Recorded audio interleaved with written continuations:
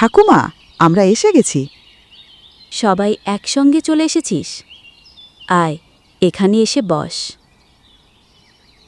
ঠাকুমা, আজ আমাদের কি গল্প শোনাবে? আজ আমি তোদের দূর দেশে থাকা অচিনপুর নামক এক রাজ্যের রাজপুত্রের গল্প শোনাব। দূরে এক দেশে অচিনপুর নামের এক রাজ্য ছিল। প্রজারা সেখানে সুখে শান্তিতে বাস করত। আর সেই রাজ্যের রাজা চন্দ্রশেখর ও রানী অন্নপূর্ণা ছিল খুব দয়ালু। তাদের একমাত্র পুত্র রাজপুত অরিন্দম ছিল খুব সাহসী ও শক্তিশালী।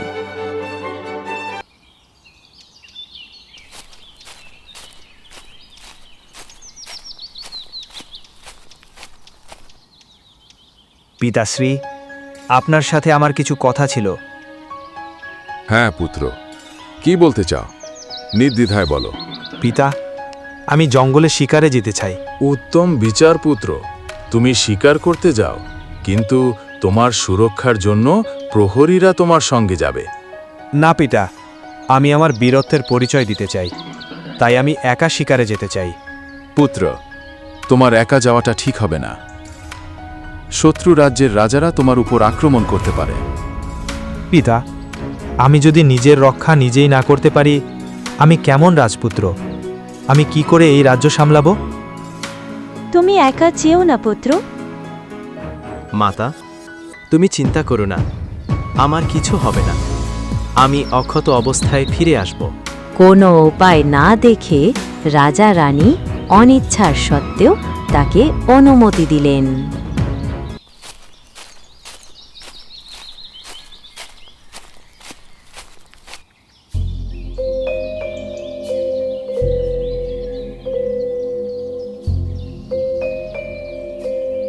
এই তো, কি সুন্দর একটা হরিণ দেখতে পেয়েছি। ঘন জঙ্গলে রাজকুমার একটি হরিণ দেখে কোনো কিছু না ভেবেই তীর ছুড়ল হরিণের দিকে। কিন্তু তীর লাগার সঙ্গে সঙ্গে সেই হরিণটি আলো ঝলমল করে এক সুন্দরী পরীতে পরিণত হয়। তুই আমাকে আমার ছদ্মবেশে আঘাত করলি, আমি তোকে অভিশাপ দেব। আমাকে এমন অভিশাপ দেবেন না, আমি না জেনে করেছি। আমি জানতাম না যে হরিণের বেশে আপনি ছিলেন। এখন থেকে তুই এক পাখিতে পরিণত হবি। যতদিন কোনো দূরদেশে রাজকুমারী তোকে নিজের মন থেকে ভালোবেসে গ্রহণ করছে, ততদিন তুই মানবরূপে ফিরতে পারবি না। যখন নিজের থেকে কোনো রাজকুমারী তোকে পছন্দ করবে, আমি নিজে গিয়ে তোর অভিশাপ থেকে মুক্তি দেব।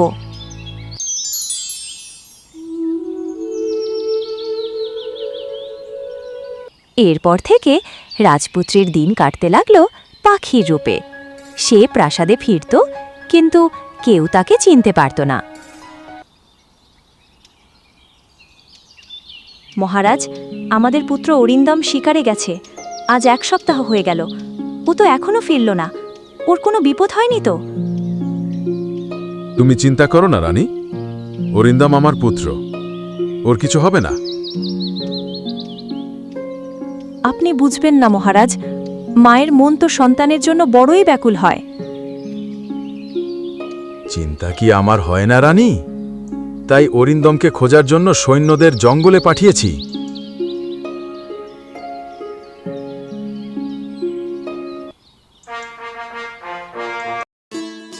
কৃষ্ণনগর রাজ্যের রাজকুমারী অনন্যা। তিনি ছিলেন দয়ালু ও স্নিগ্ধ।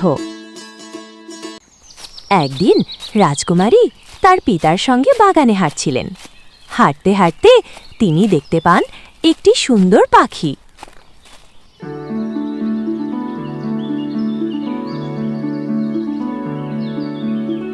কি সুন্দর পাখিটা!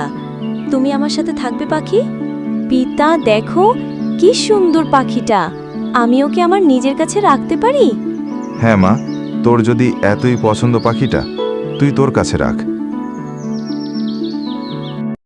ধীরে ধীরে রাজকুমারী অনন্যার মনে পাখিটির প্রতি মায়া জন্মায়। সে প্রতিদিন সেই পাখিটির সঙ্গে কথা বলতো। রাজকুমারী হাত বাড়ালে পাখি তার হাতে এসে বসত আর মৃদু সুরে ডাকত। এক পূর্ণিমার রাতে পাখি জানালার ধারে বসে থাকে। হঠাৎ এমন সময় আলো ঝলমলিয়ে এক পরী আবির্ভূত হয়। কে তুমি? আমি বনের পরী, রাজকুমারী অনন্যা। তোমার সাথে যে পাখিটা আছে ওটা কোনো সাধারণ পাখি নয়, ও হলো অচিনপুরের রাজকুমার। আমার অভিশাপে পাখিতে পরিণত হয়েছে। তুমি যদি তোমার মন থেকে ওকে গ্রহণ করো, ও আবার মানবরূপ ফিরে পাবে। তুমি কি ওকে মন থেকে গ্রহণ করছো? হ্যাঁ, আমি জানি না কেন, কিন্তু আমার হৃদয় তাকে নিজের করে নিয়েছে।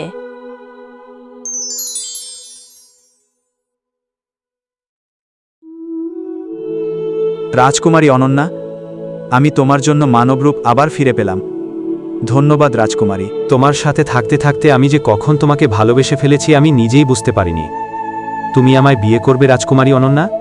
হ্যাঁ রাজকুমার, আপনার সঙ্গে থাকতে থাকতে আমারও আপনাকে ভালো লেগে গেছে। আমি আপনাকে বিয়ে করতে রাজি আছি। এইভাবেই রাজকুমার অরিন্দম অভিশাপ থেকে মুক্ত হন। তারপর রাজকুমারী অনন্যা ও রাজকুমার অরিন্দমের বিয়ে হয়ে যায়। বন্ধুরা, ভিডিওটা ভালো লাগলে একটা লাইক আর সাবস্ক্রাইব করে দিও। এরকম আরও ভিডিও দেখার জন্য ফটাফট চ্যানেলটাকে সাবস্ক্রাইব করে নাও। তোমরা ভিডিও দেখার কিন্তু কেউ সাপোর্ট করো না, তাই তাড়াতাড়ি সাপোর্ট করো।